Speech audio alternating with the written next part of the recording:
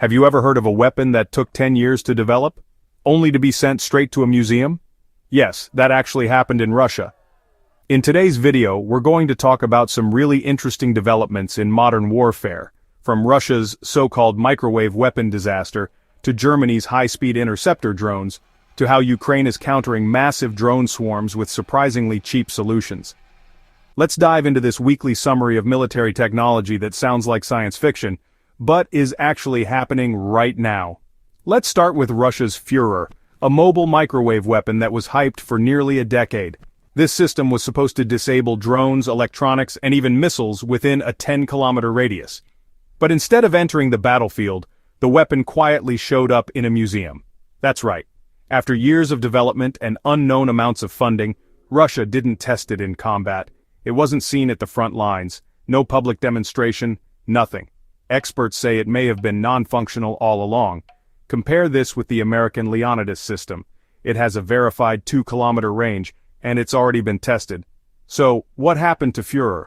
Most likely it was a showpiece meant more for propaganda than performance. And now, it's collecting dust as a museum exhibit.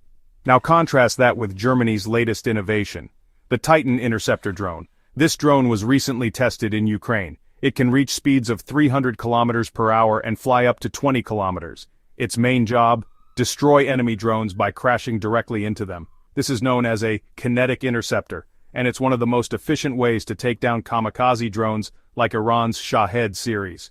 Even more exciting, future versions of the Titan are expected to use AI, giving them autonomous targeting capability.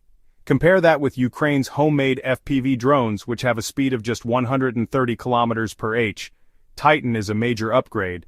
And while it may be more expensive, it gives Ukraine something it really needs: speed, range, and precision. But that doesn't mean Ukraine is falling behind in drone warfare. In fact, one of the most successful programs in the country right now involves drones that cost just $5,000 each.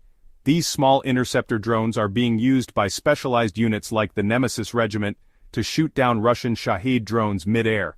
Between April and May 2025, they shot down at least 60 enemy drones. That's a huge success for such low-cost technology.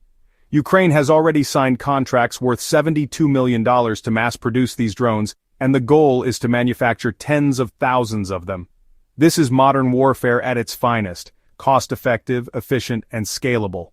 But the challenge is growing. Russia is changing tactics. Instead of sending a few drones at a time, it's now sending hundreds, even 728 drones in a single night, in massive swarms to overwhelm Ukraine's air defenses. And it's working. From April to June 2025, the penetration rate of these drones increased from 5% to 15%. That's triple the previous rate. This is what military strategists call saturation attacks, sending so many drones that at least a few will always get through. Ukraine uses a mix of jammers, German-made Skynex's anti-air guns, machine guns, and interceptor drones to stop them.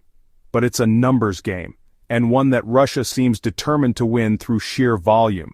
Now let's talk about the global race for microwave weapons, because while Russia's Führer failed, other countries are making serious progress.